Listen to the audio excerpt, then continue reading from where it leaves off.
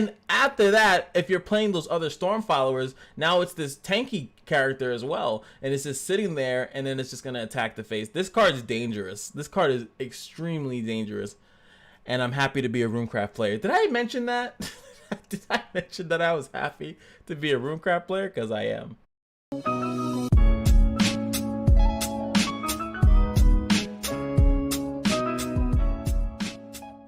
What is going on, guys? It is time once again to talk about more Shadowverse. I'm going to do my best. If I see an update, I'm going to do it. So you don't have to check Twitter. You can just follow this lovely YouTube channel and I will just have it there for you. I like you that much. I like you that much, so you should like me. Like me, damn it. All right, so we're gonna go over the cards that they just released. Every time they do a release, I'm gonna do a video because I want to just do as much as I can for Shadowverse, because sometimes I don't play it as much, but I look at the news and everything like that. So let's go into it. Let's just get into it, right? Apollo, a neutral card. I see Invocation. I'm happy. Well, if it's Evo BS, right? Invocation at the end of the turn. Of your turn, not anyone's turn. If you have 2 play points or no cards in play and your opponent has at least 1 card in play, now it says card, not follower. There's no continuous spell magic trap cards up in here like Yugi, so it's most likely just, you know, continuous. I'm about to say it again. It's most likely if a follower is in play, put this card from your deck into play, and at the end of my turn. So it's a nice good way to thin out a deck. So that is very interesting. It also has a fanfare, enhanced 9, gain +7 an award on turn 9, you know.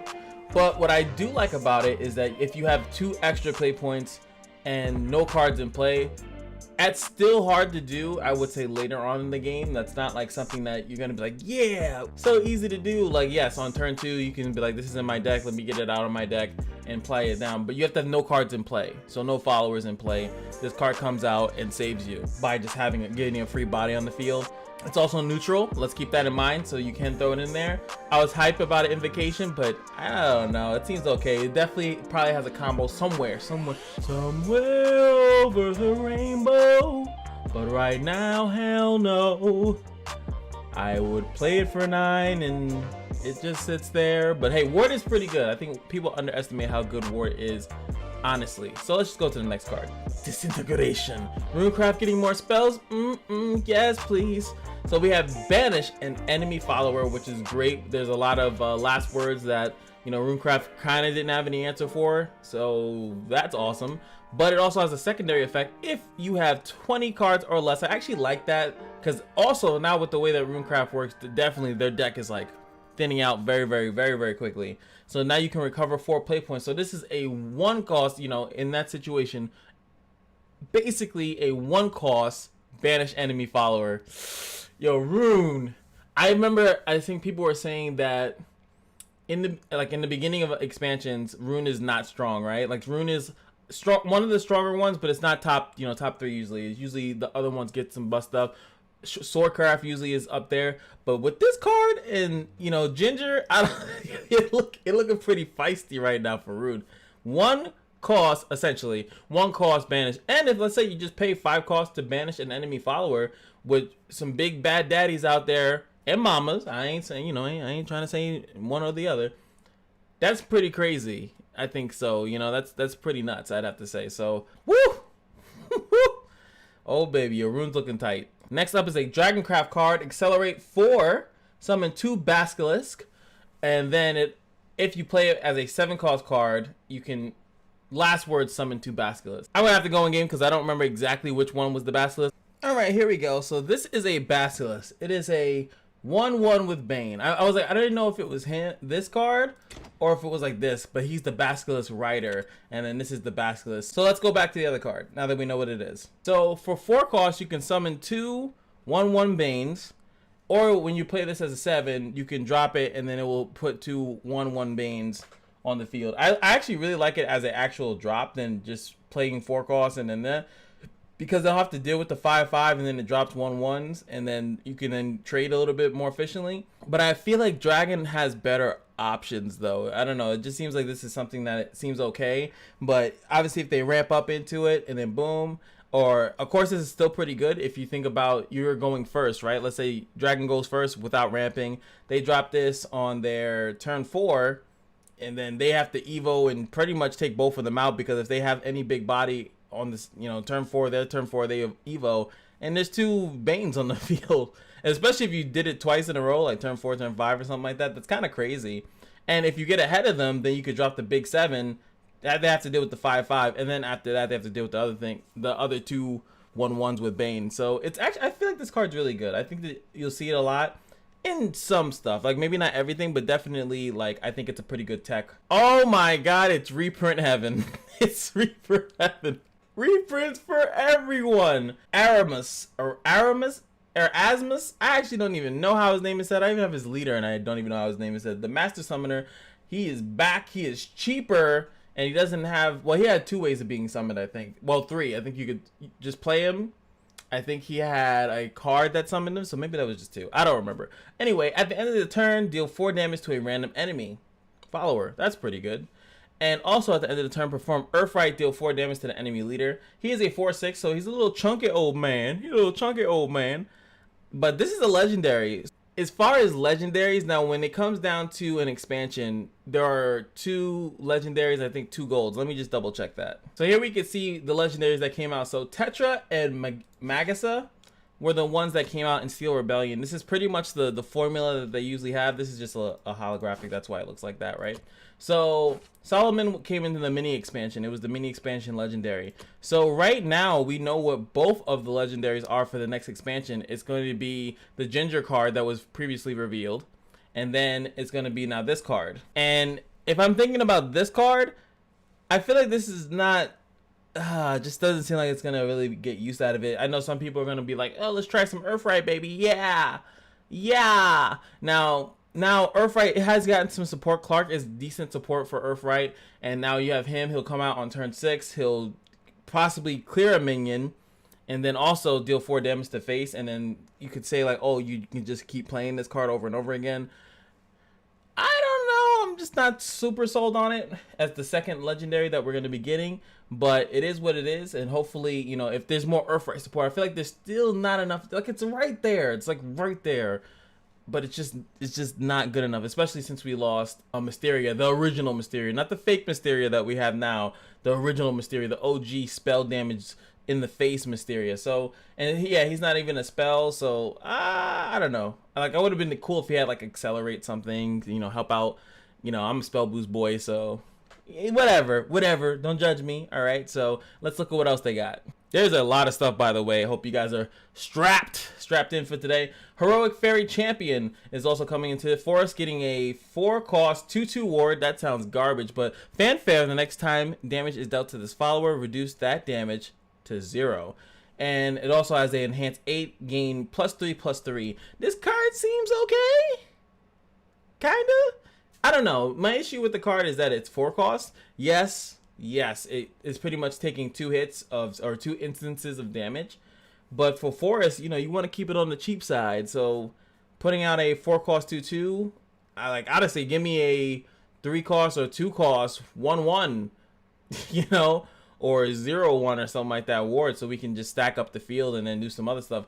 Because obviously this could like somewhat work with, like, if you have a bunch of Fairy Wisps, you drop this, and then you do areas Whirlwind, and then it doesn't take that hit, but it's still a 2/2 at the end of the day. So I don't know. Its stats just seem like kind of crap. And yes, okay, you play it on turn 8. It's a 5/5 ward with this effect, so I guess that's a little bit better. So okay, maybe with that. The enhance seems okay, but still 8 costs.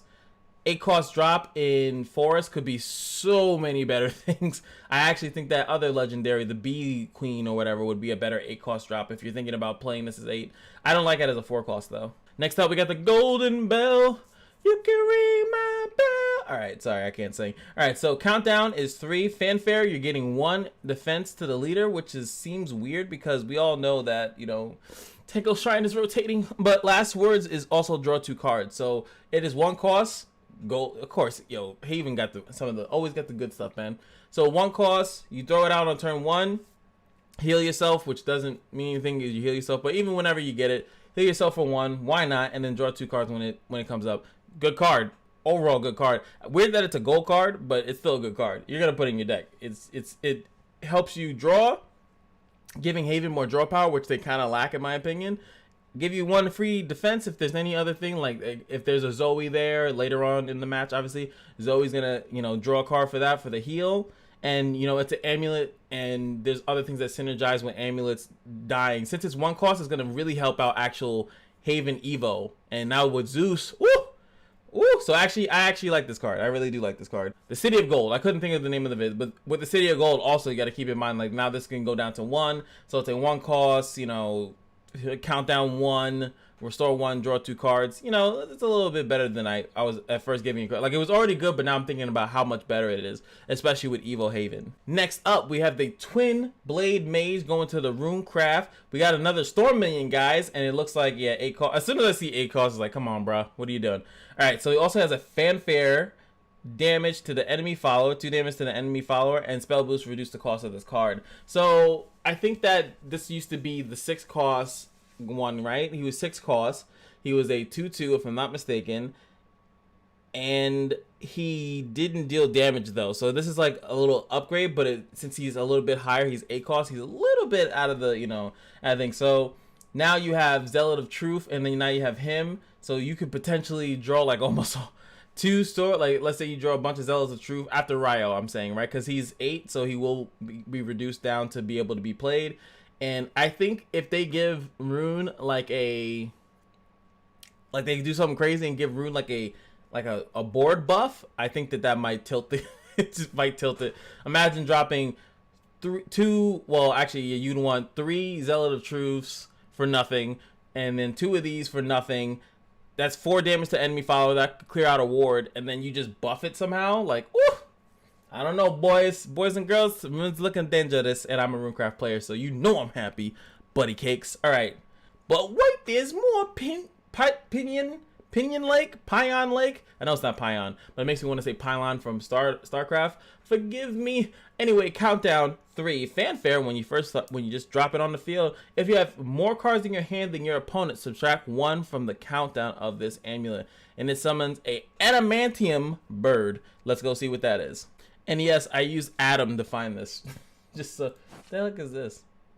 Okay. Oh, Madam has Adam in it. Sorry, I'm having too much fun. Adamantium Bird is a rush card. Is a 3/5 rush. It costs 5, which is irrelevant. It's coming from a actual amulet. So it is a 3/5 rush that comes out. So that's pretty good. Now that we know that, let's go back and look at the card. So it's a 2 cost, and if you have more cards in your hand than your opponent, it will be a 2 countdown, and it will summon a 3/5 rush.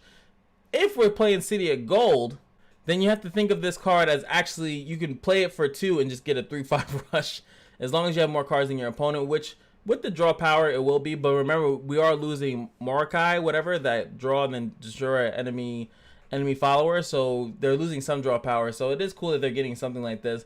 But even if still you're not playing City of Gold, again, it will go down to 2 countdown, and then you have the other cards that Evo 4. I'm really thinking Evo. I'm about to say Forest, but Evo Haven looking really good with these low, cheap amulets with relatively low countdowns that will allow you to kind of proc that thing. And there's also that legendary, I forgot his name, the Garuda one. This might help out too.